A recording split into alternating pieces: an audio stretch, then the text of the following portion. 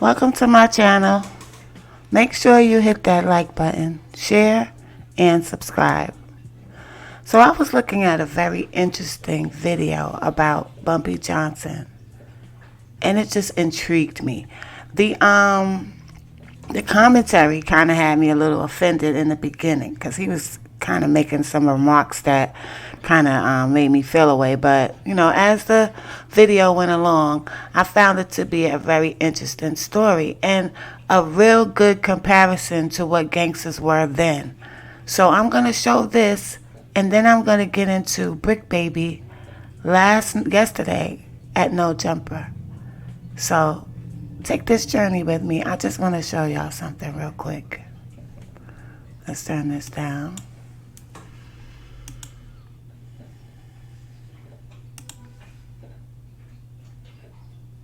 In the 30s of the 20th century, led by Charles Lucky Luciano, the Mafia was dominating all of America. Harlem, a massive suburb of New York and the epicenter of the African-American population of the United States, was also under the Mafia's control. Nobody would have guessed that by the end of the 30s, this district would be entirely under the control of a black person. Now, during this time, not to offend anyone, I'm just using this video to educate. During this time, there was heavy racism going on. As you can see from some of the photos that were featured just now, there was a lot of racism. There was a lot of when there's segregation going on, like you couldn't even eat at the same places as other races did and stuff like that. You couldn't drink from the same water fountain. You couldn't use the same bathrooms.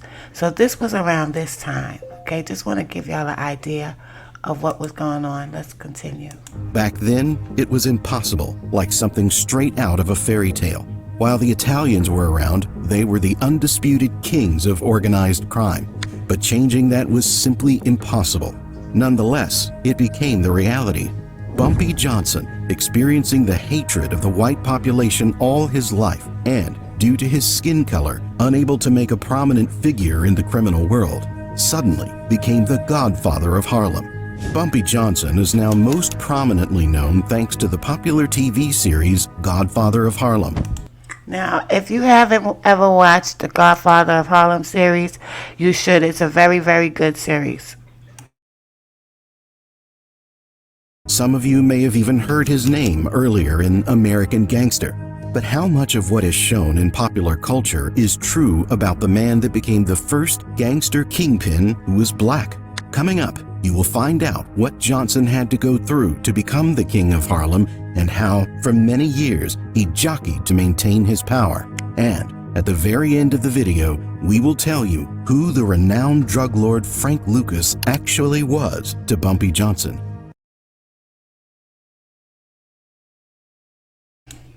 Now, back then, you had to earn your status. You had to earn the respect of the community, and you had to earn the respect of your peers, which were other gangsters, but not in the same way that we earn it now. Yes, those gangsters back then was putting the murder game down, or as y'all say, putting in work. But it was, when someone was killed, it was for a reason. It was for a reason, and it had to do with the greater good and not just the interests of the person that was committing that murder. But let's continue.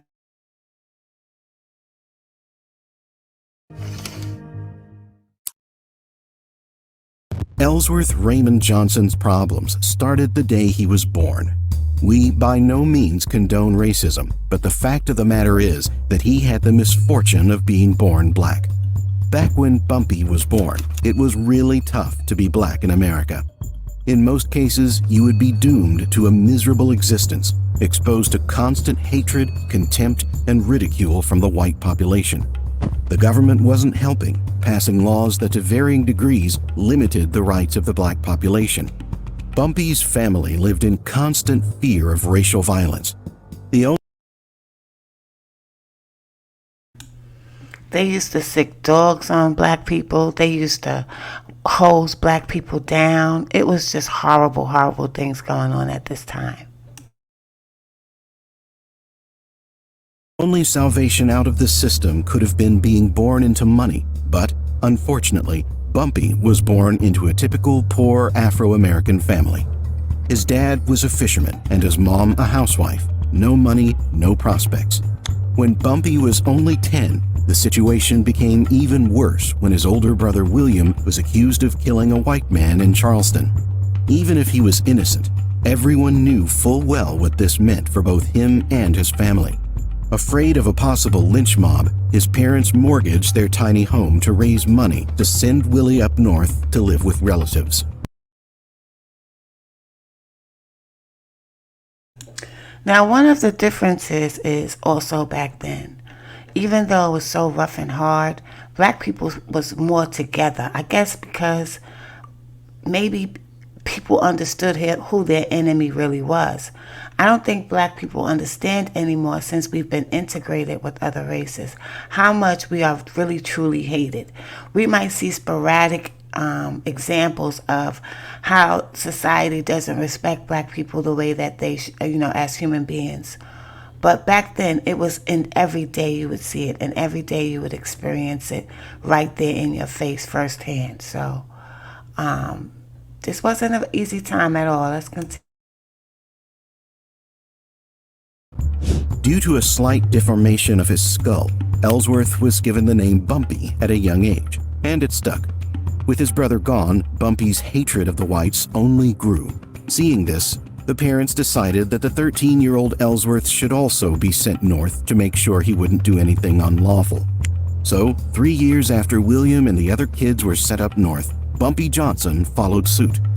Harlem, a neighborhood in Upper Manhattan of New York City, was, in a way, the capital for the black population of America.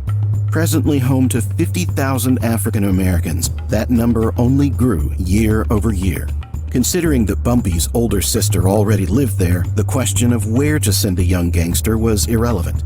Change isn't always for the best, but the parents thought that in Harlem, living amongst other Afro-Americans, Bumpy would have the chance to change his life for the better, receive support from others in a similar position, and possibly even obtain some form of education. But as is usually the case, it all turned out entirely not as desired. Suddenly, Bumpy discovered that he had hefty criminal abilities. Now, as I try to explain when I talk about gangsters of old, gangsters from back in the days, most of them turned out to be gangsters because it was another way to get money. Okay, so it was easy for people to get into that. If they didn't have an education or they didn't feel comfortable in the working world, they would turn to the streets and get their money. Now, some was deep into the streets where people was get hurt. Yeah, people got hurt a lot. But it was more people concentrated on trying not to get in trouble or to bring too much attention to themselves, to expose that they was doing something illegal to make money. Despite moving north, Johnson couldn't escape racism, and with his small physique and a strong Southern accent, Bumpy became a target for bullying. Fortunately, Johnson's nasty temper kept him from becoming an unfortunate victim, and as a teenager, he became a daring scrapper who others avoided getting tangled up with. Once properly settled in Harlem, the lad gradually started ditching school and soon stopped showing up entirely. While not particularly interested in education, Bumpy was smart and quick-witted from birth. Education wasn't something that interested Bumpy, but the streets were, plentiful with ways to get some cash. Exactly, plentiful with ways to get some cash. So that's the big difference now. Like, there's not much money out there on the streets like there used to be, even in the 30s, much less when I was coming up in the 80s and 90s. People was getting thousands and millions of dollars on the streets, and now that's not available. So I just want to show y'all the difference between a gangster then and a gangster now, and how much integrity and drive they had. Let's go. Which he needed. By the time he was 15, Johnson was kicking it up with a questionable crowd, working odd jobs for some side cash, and playing billiards and dice for cash. But handing out newspapers and sweeping floors of shops wasn't something that Bumpy wanted to do in the long term. Living amid African Americans, he figured out that he could kill several birds with one stone. He could help his community, make some cash, and satiate his rage that was building up all these years, all at the same time. So Bumpy started offering black shopkeepers protection. It's worth mentioning that Johnson's crew, considering their young age, did a pretty good job, despite not having a large client base. William "Bub" Hewlett, a gangster with tenure, was also offering similar services and was famous throughout Harlem.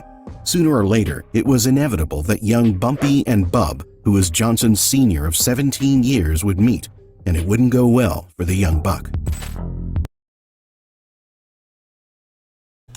Now, mind you, at this time, Bumpy was only 16 years old.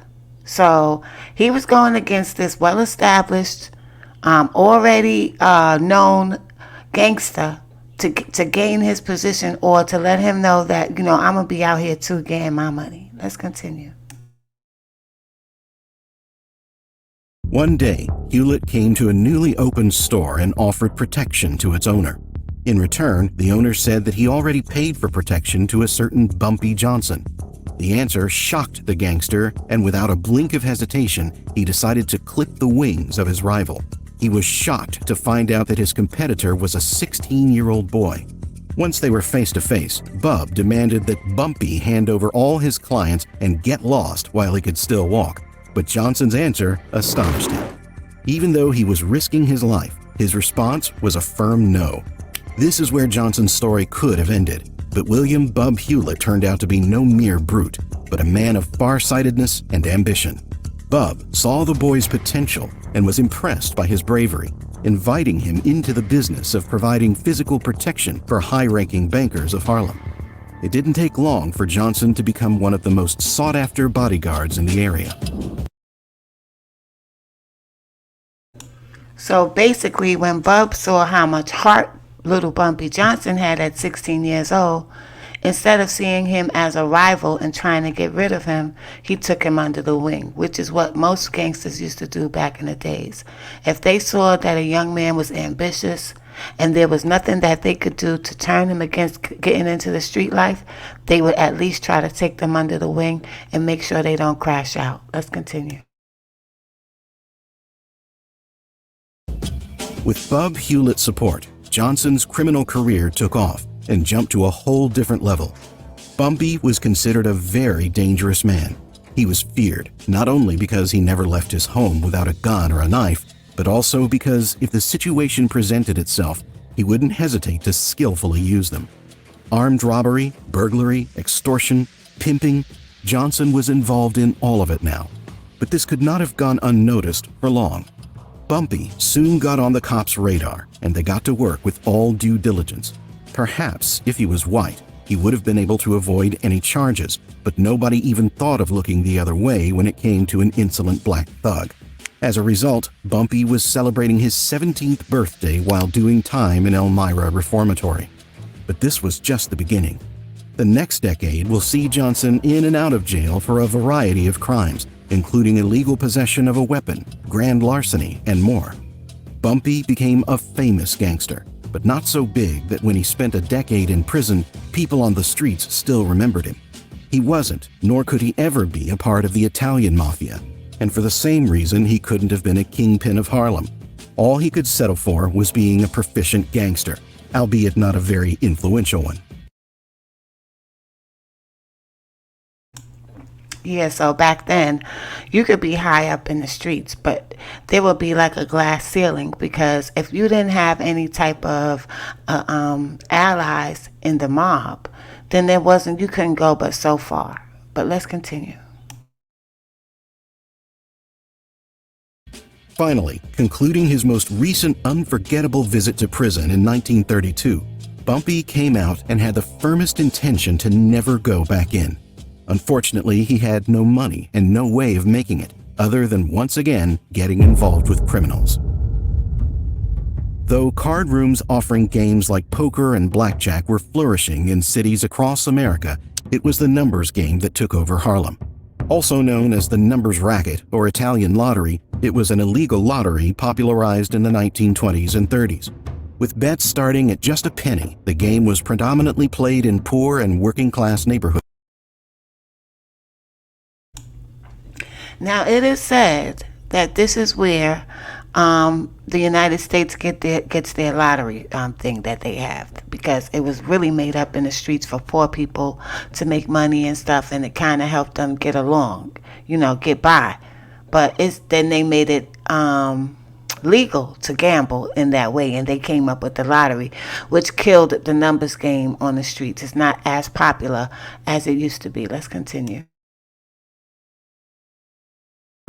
While many independent bookmakers capitalized on the numbers racket, Bronx mob boss Dutch Schultz bulldozed almost every bookie into working for him. This was much better than the alternative, losing their business altogether.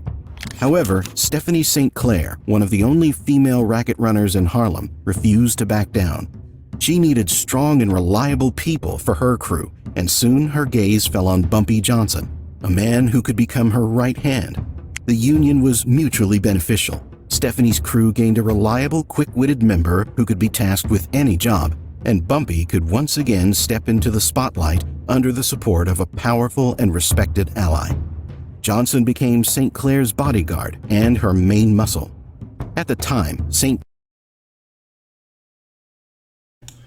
Now, if you've never seen, sorry guys, if you've never seen the movie Hoodlum, you can check Hoodlum out for a little backstory on Bumpy Johnson. But also they had the TV series, The Godfather of Harlem. I think it's on, I don't know where it is now because they keep changing it. But if you look it up on your, in your search on your TV, internet service, you will find it. Let's continue. Claire was the reigning queen of several criminal organizations across Harlem.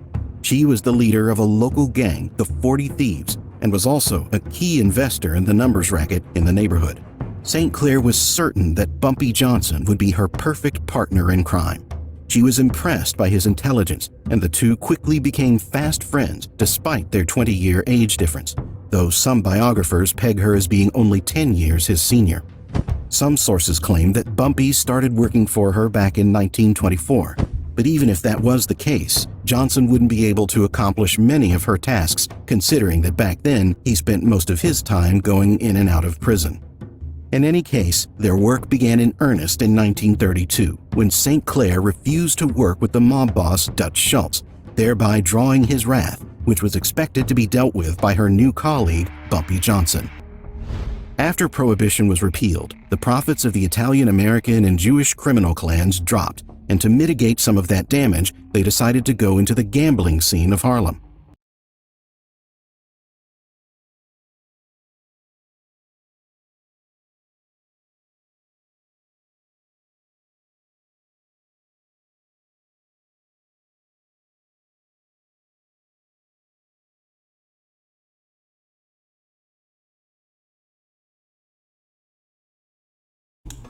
Now, don't get me wrong. I'm not, advocating for anybody to be in the streets or trying to put these gangsters of the streets on a pedestal. But I'm trying to show y'all the difference between now and then, and how the streets was a way to get paid and pay your bills. It wasn't a way to go out there and prove how much of a demon you were and just knock people off. So, I was going to make another point, y'all, but I lost my train of thought. Let's continue. Dutch Schultz reigned practically over the whole of Harlem, but was unable to come to an agreement with Queenie, as Stephanie St. Clair was commonly known, thus resulting in a gang war. Despite her crew resembling a small and loyal army, Schultz never doubted his inevitably swift victory. Perhaps it would have been the case if it weren't for Bumpy. Johnson and his crew of 9 waged a guerrilla war of sorts. Picking off Dutch Schultz's men was easy, since few other white men were walking around Harlem during the day.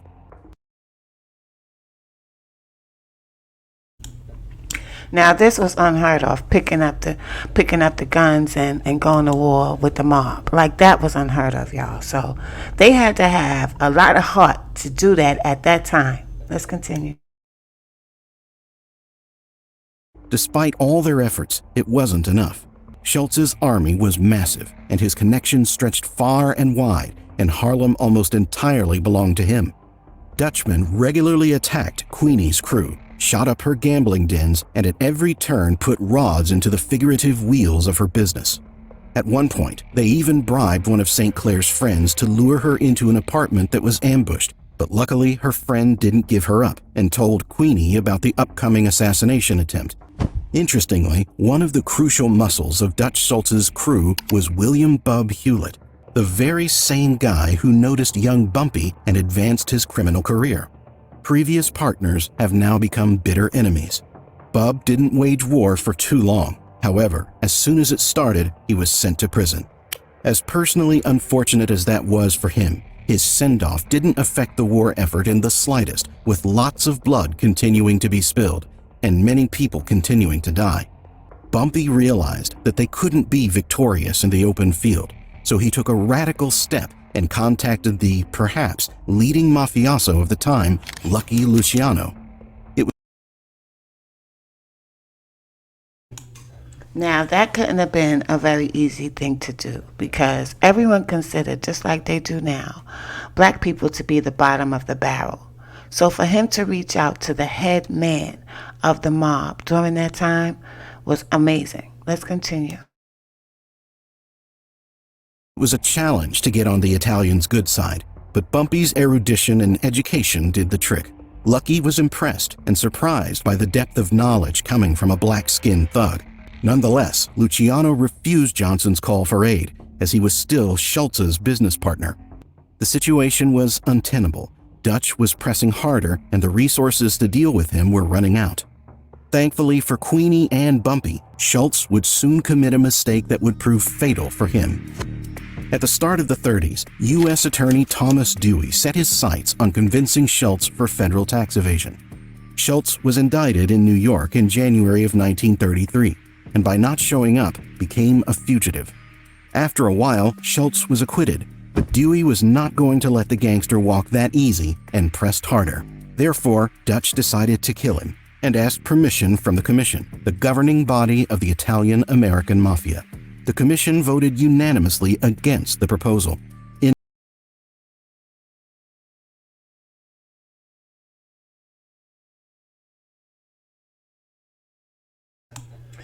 My bad.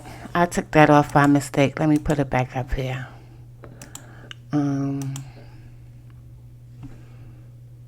Let's go back a little bit. After a while, Schultz was acquitted, but Dewey was not going to let the gangster walk that easy and pressed harder. Therefore, Dutch decided to kill him and asked permission from the Commission, the governing.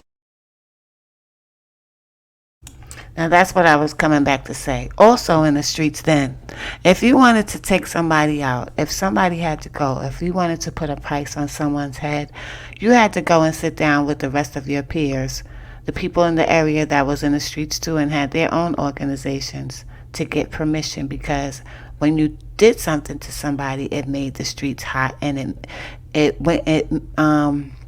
affected their pockets and their income. So, you know, out of mutual respect, everybody would be on the same page and explain why they wanted to do something to somebody or whatever, and then a vote would be taken.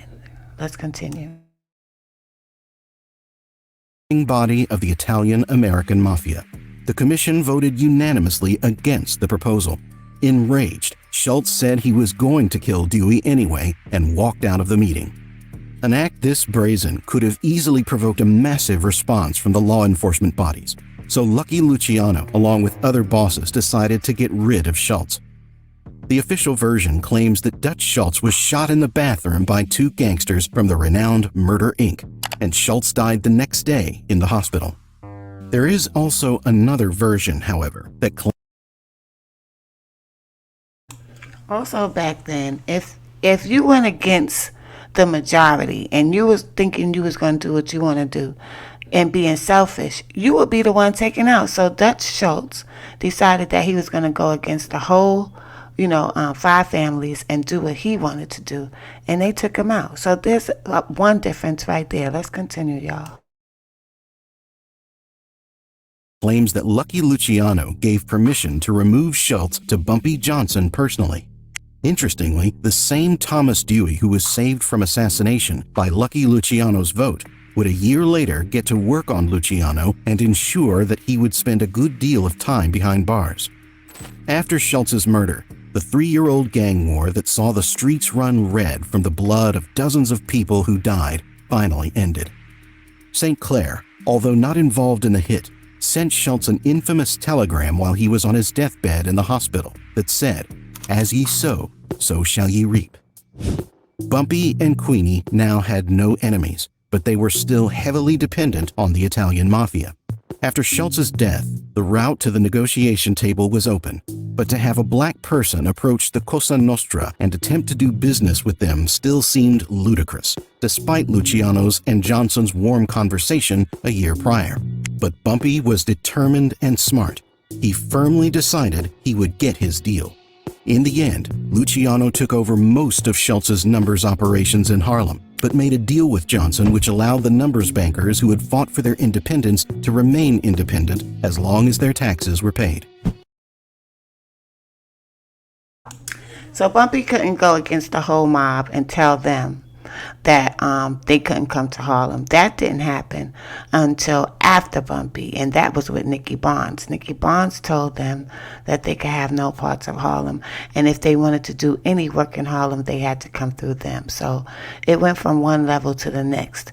But the first one that made a dent and started the connections with the mob was Bumpy Johnson. Let's continue. The deal made Johnson an instant hero in the eyes of many Harlemites, who were impressed that a black man could actually cut deals with the Italian mafia.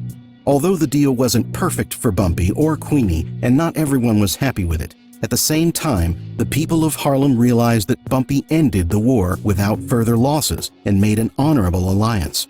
After the talks, Johnson became the de facto head of Harlem, a man who stood up for his community and won.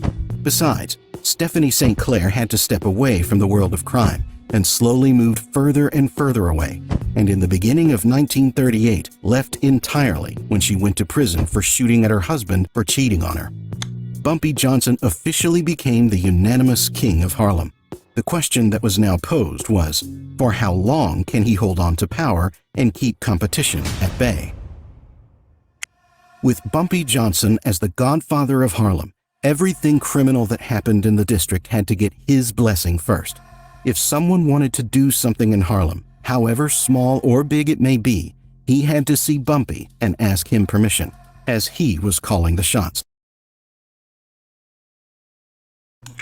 Right, so back then being a gangster wasn't just you wanting to go out there and prove how tough you are, but you had the whole responsibility of the community in your hands.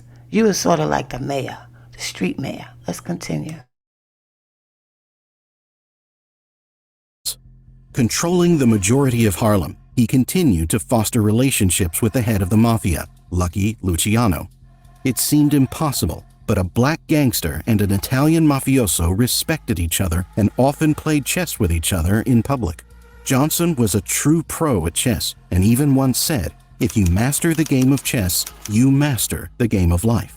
Bumpy's partnership was also profitable for Luciano, as Harlem was finally at peace and order was established. There is always someone who isn't content with the status quo and tries to shake it up. One time, when Bumpy was having dinner with a glamorous editor of Vanity Fair, Helen Lawrenson, who he had an affair with, a shootout occurred outside. Johnson left his stake and joined in on the shooting, and once it was over, calmly returned to the table and was asked by the nervous, shaking Helen Lawrenson what happened. Now, also, I was hearing that some of the stuff in The Godfather of Harlem wasn't accurate and this and this and that. But this documentary is proving that a lot of stuff in that documentary, The Godfather of Harlem, was actually true. Let's continue. He replied without missing a beat. "We both missed. Now I'm gonna have a banana split. How about you?" In another situation, Charlie, a New York pimp, attempted to rape one of the prostitutes that were under Bumpy's protection. In return, Johnson found the pimp and sliced him up with his favorite weapon, a razor blade. After the incident, Johnson took Charlie to the ER, where the bleeding pimp was moved to a stretcher. While being rolled away, he ratted on Bumpy and said that this was the work of the black-skinned gangster. Bumpy, who was standing beside him, flew into rage, jumping onto the stretcher and started clubbing Charlie's face. Police were quick on the scene and arrested the Harlem kingpin. By the time Bumpy faced the judge in a trial pertaining to the incident in the hospital and the knife cuts, Charlie said he had no idea what the police were on about. Once recovered from his injuries, the pimp clearly came to his senses and didn't say anything against Bumpy in the trial. Another incident when someone went against Bumpy is perhaps the most famously documented incident where Johnson got aggressive to maintain order. As one chilling excerpt from Johnson's biography reads, Bumpy spotted Rollins. He pulled out a knife and jumped on Rollins, and the two men rolled around on the floor for a few moments before Bumpy stood up and straightened his tie. Rollins remained on the floor, his face and body badly gashed, and one of his eyeballs hanging from the side. Bumpy pulled the man's eyeballs out of the socket. By ligaments. Bumpy calmly stepped over the man, picked up a menu, and said he suddenly had a taste for spaghetti and meatballs. No wonder the assistant U.S. attorney described Bumpy as the most vicious and dangerous criminal in Harlem. Despite their gruesome nature, these acts were warranted.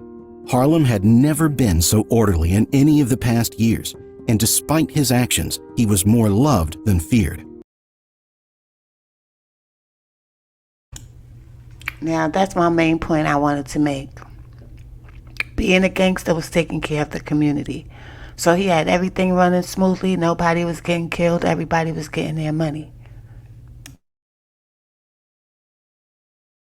Even if Johnson was known as a violent gangster, he still portrayed himself as a man of the people, often helping his community. Some even compared him to Robin Hood because of the way he used his money and power to help the impoverished communities in his neighborhood. He delivered gifts and meals to his neighbors in Harlem, and even supplied turkey dinners on Thanksgiving. And so that is why gangsters started getting kind of like exalted in the hood and put on a pedestal, because they were looking out for everybody and they were well respected and appreciated. So now it's gone from that to all you got to do is have 10 bodies and you get the utmost respect. So that's when the moral fibers, when they're lost and the codes are lost, this is what can happen. Let's continue. Hosted a Christmas party every year. Bumpy also helped children from low-income families go to college and bought them clothes, and if someone delayed on their rent, he could have easily paid off the debt. Johnson would have never allowed men to murder women and small children. Bumpy almost always didn't ask for anything in return, other than the loyalty of the person whom he helped, hoping that when he may need. And that was rule of law. Like, that was the law. Number one law, no women and children. And that's gone totally out the window now. Help one day, it would be reciprocated. Thus, he became a complex, a double-sided coin, a murderous crime boss on one side and a philanthropic Robin Hood on the other. But Bumpy wouldn't be himself if he didn't end up back in prison. Only this time for a long time. The residents of Harlem were hardly happy about the news. They were all worried about what would happen to the area now that the Godfather was behind bars. Bumpy Johnson's life in prison and on the outside was like a roller coaster. As soon as the gangster came out of prison, he would end up behind bars a couple of years later. This was Bumpy's schedule going back to when he first moved to Harlem and started doing criminal activity. As a rule of thumb, the Godfather of Harlem would spend less and less time outside than in prison, and this time his sentence was substantial. Of course, controlling the enterprise from within bars was more challenging, but Johnson, like any other boss, had people on the outside, and more importantly, still harbored the support of the Mafia and Lucky Luciano, who Right, like back then, respect was so important and so upheld that if somebody was locked up, that didn't stop them from running the streets. They had their associates, and their associates did the job for them until they came home. Let's continue. Just like before, had a good relationship with him. As soon as Bumpy got out of prison, he immediately got back to work, and this time perhaps was the peak of his criminal power in Harlem. In addition, Bumpy decided to take up the spiritual side of his life in addition to the criminal one. Johnson was known for his erudition and was nicknamed the Professor due to his love of books and philosophy. He also loved poetry and even wrote his own, some of which was finally published in Harlem magazines. Now, a lot of you would think that a gangster that reads and likes poetry, so what? What that have to do with anything? He's corny. But that also made for a person who was more intelligent and made different types of moves instead of using violence, and made that person much more valuable than just somebody running around the hood with a gun. Let's continue. Bumpy was almost always dressed to the nines, but now he arranged for custom-made suits to be sewn specifically for him, and his ties to come from the elite haberdasher Sulka. Johnson was frequently surrounded by celebrities, but in recent years their numbers vastly increased. The godfather of Harlem tried to create an image that he lived like an influential white person, with the idea that the police would, if only a little, relax their vigil. The next step was to create a family. Bumpy met the charming Mame Hatcher. Despite her being well informed of his violent criminal past, the couple married half a year after meeting each other and remained together until his death. Mame was 9 years younger than the King of Harlem, and it seems that Bumpy truly did love her. Johnson had connections, friends in high places, and a wonderful wife. He was free, and the cops didn't touch him, but it wasn't without a fly in the ointment. Bumpy had a grown daughter named Elise, who was an avid drug addict. The gangster Now, I was today years old when I found out about Elise. I always thought that was just part of the TV show to make it a little bit more interesting, but it turns out that he really did have a daughter that was a heroin addict. never managed to build a relationship with her, but he was still her father. One day, Elise turned up with a random child, and Bumpy and his new wife took the child in. Margaret wouldn't have a chance with a junkie mother, but living with her grandparents, she would have a normal childhood. The only caveat was that when Margaret grew up, Mame and Bumpy decided to hide the fact that they weren't her actual parents. Margaret lived for many years with full confidence that Bumpy was her father. Perhaps it was better for everyone this way. But who got his actual daughter hooked on heroin? Who flooded the streets of Harlem with drugs? Paradoxically, Bumpy Johnson played a crucial role in the distribution of narcotics throughout the suburbs. The Italian mafia was one of the main conduits for drugs into America, all the way from the end of World War II to roughly the middle of the 60s. Together with the Italians, Bumpy flooded Harlem with heroin, although many claim that Johnson wasn't directly involved with drugs and was just skimming his share. Harlem slowly started to drown in narcotics, and Bumpy and his Italian friends made decent money thanks to all the junkies. But no matter how much money there was to be made, jail sentences for the distribution of drugs was lengthy. Soon, Bumpy was caught once again.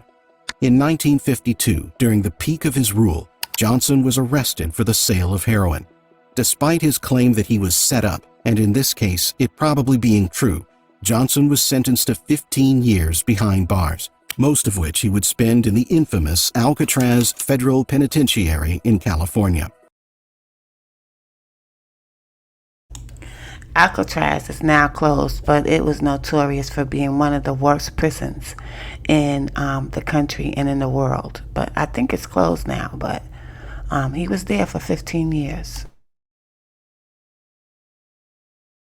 This was the longest sentence of his life. Flash Walker, who basically got Bumpy in jail, was Johnson's personal chauffeur for many years. They had a cordial relationship, and Bumpy trusted him. But when Walker got caught in a heroin deal, it left little room for friendship. The police gave him an ultimatum, either to give up his boss or go to jail for a long time. Flash chose the first option, and Bumpy was the one that ended up going to prison for 15 years. However, Johnson didn't remain in debt for long, and after some time, the previous chauffeur disappeared without a trace. It is doubtful that he escaped. Most likely, he was caught and killed by Johnson's crew.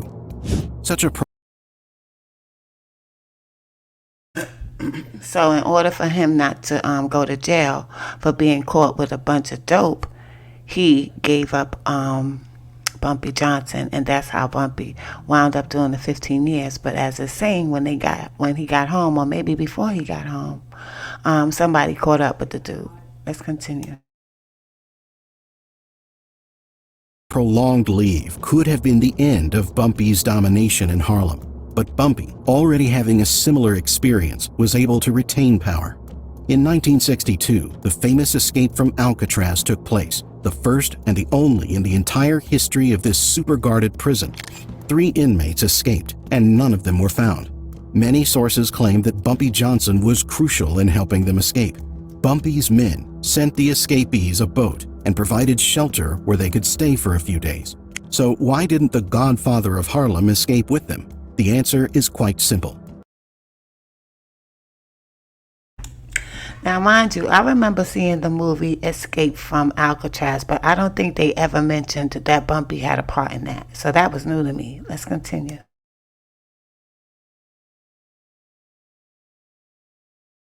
Bumpy didn't want to be a fugitive, since if he was always hounded by the cops, he wouldn't have been able to conduct business in Harlem in his usual manner. Not to mention, he wouldn't be able to be seen in public.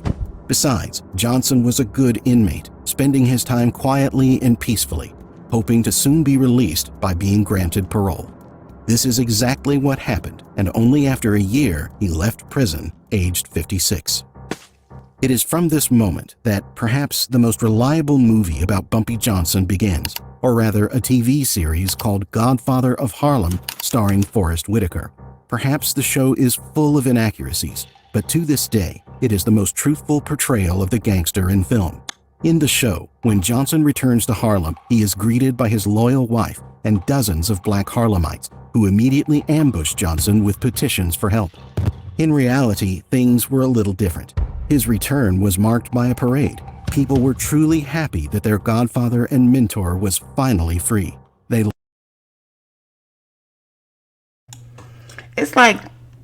It's like the more freedom we got, the more separated we became.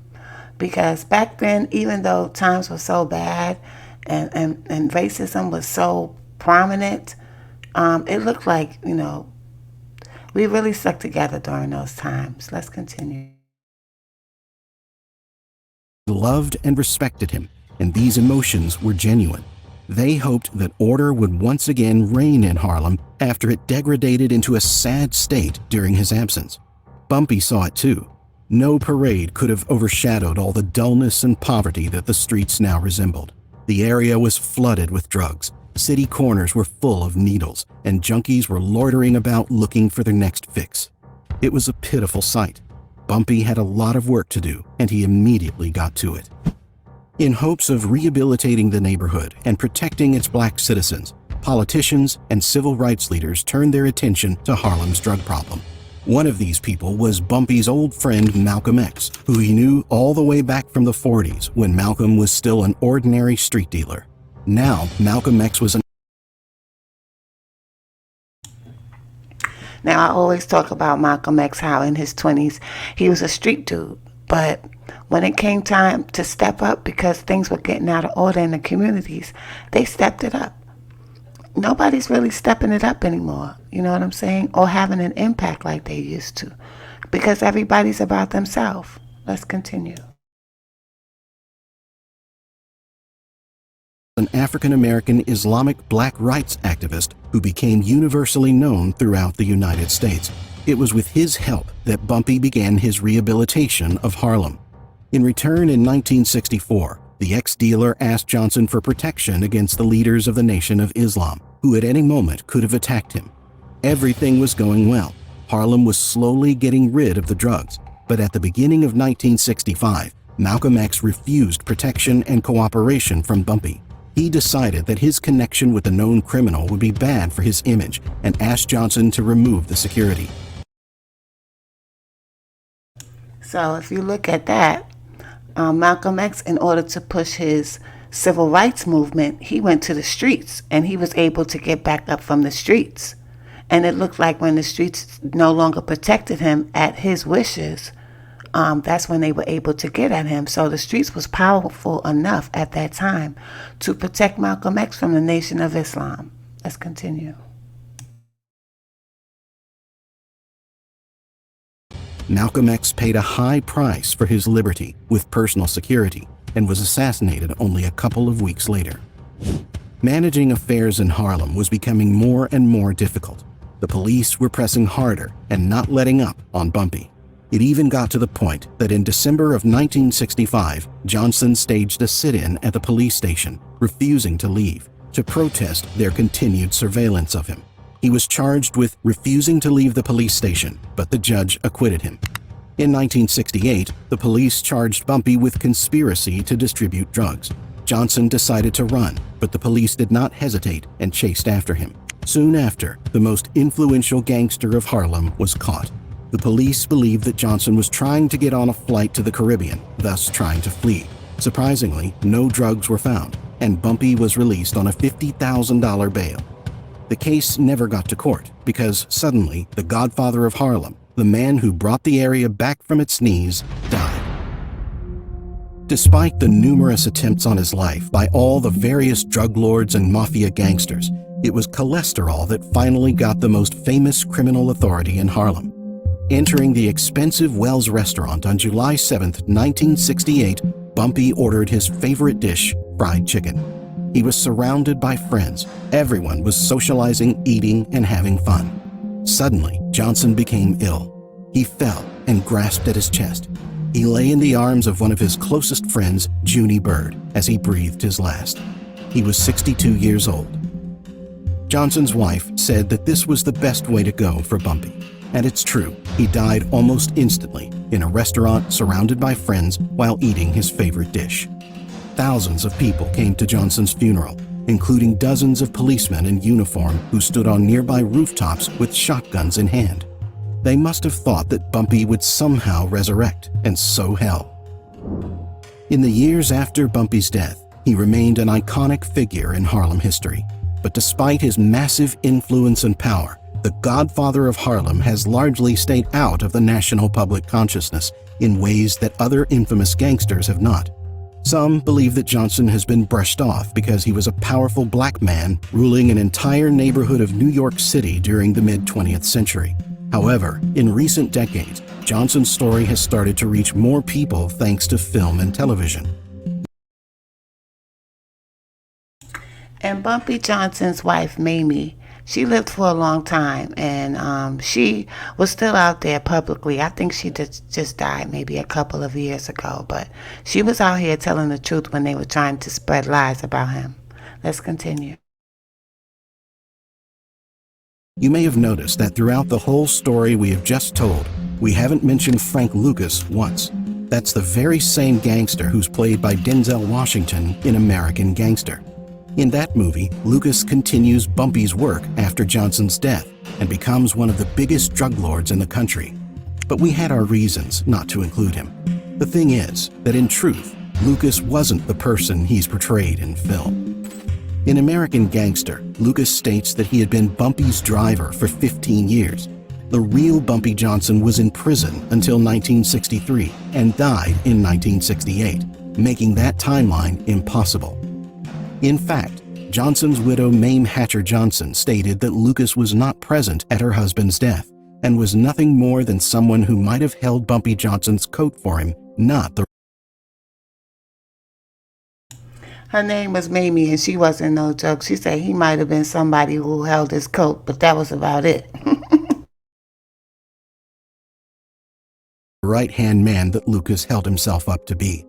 The lies in that movie and in Lucas's story, where he was Bumpy's right-hand man, infuriated Mame so much, at the advanced age of 93, she decided to write a book about Johnson in which she told the real story. Regarding Frank Lucas, she poignantly remarked that he was nothing more than a lackey.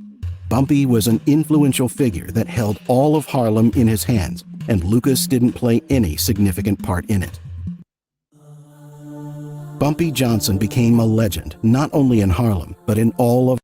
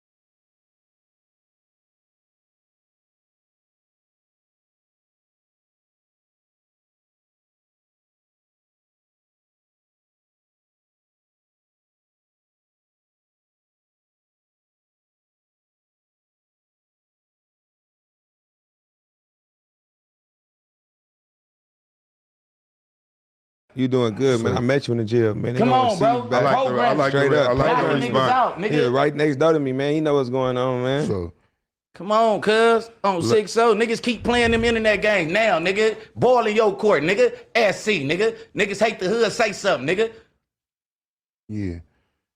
I like this podcast. I think that's Nigga on SC. I think niggas that's hate about the the hood, energy. nigga. On hood. Nigga, stop tapping me, cuz, Tom, about what's that up? shit, nigga. I know, bro. I On know, hood, stop but- tapping me, but- nigga. but you Nigga, know, they you gonna already see know. this real energy. Look, yeah, nigga. you- You be with me all the time, cuz. I know the truth. On hood, I really crash shit. I know, Bro, you know the truth. look, I know the truth.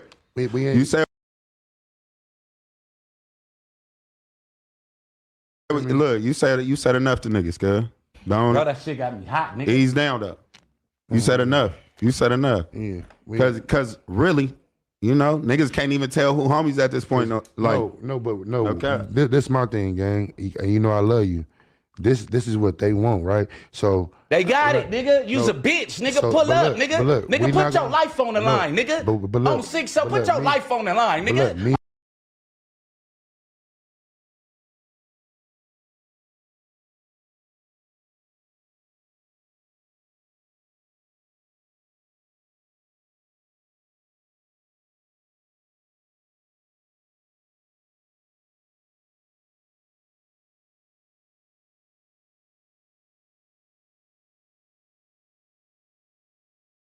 I'm being from your- SC over here, nigga. Stop playing before I, know, really do I know, it. I Stop know, telling I know me you. about them, bro. I know, Before I really do I know, it, cuz. bro. Stop talking to me about them. Man, cuz I'm 6-0, Crip. Stop playing with me, cuz. On the hood. Don't nobody tell me nothing, nigga. Don't nobody tell me nothing, nigga. On 6-0, stop giving them niggas the address then. Stop giving them niggas the address then. calm down.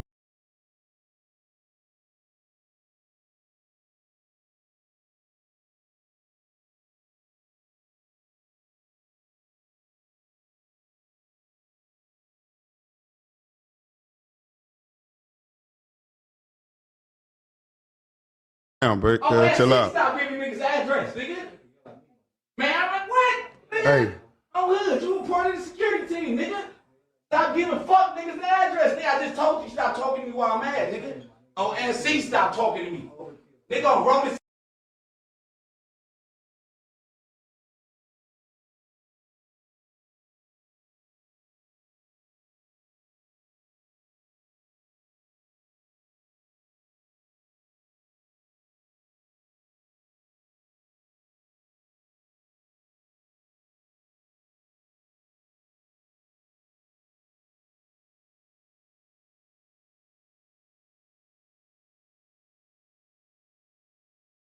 Stop talking to me, nigga. Hey, Bricc. Man, stop talking.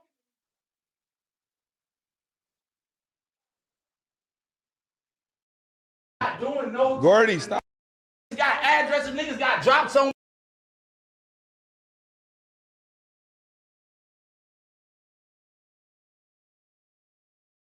Yeah, so he goes back there and some lady's up there screaming, get off of her hair. Get off of her hair. Like, this is some clown shit, okay? Stop calling yourselves gangsters. Y'all not gangsters. Y'all just up there just a bunch of fucking clowns. Poisoning the youth that's coming up and not teaching them the right things because you don't know nothing to teach them. Because y'all just a bunch of fucking clowns running around here just making it worse for the communities. Just you trying to get out the community by making it worse for the people who are still in the community. And not realizing that, yeah, you're in a gated community, but you're not always going to be there. Your children are not always going to be there. So y'all are creating monsters that are going to grow up to terrorize you and your family. Instead of y'all trying to clean this shit up. Look how much death we've had over the past 6-7 years. What is the purpose of all y'all just getting up here talking about gangster shit that nobody really is anymore? But that's the point I wanted to prove. If you like this video, please hit the like button. See y'all next time.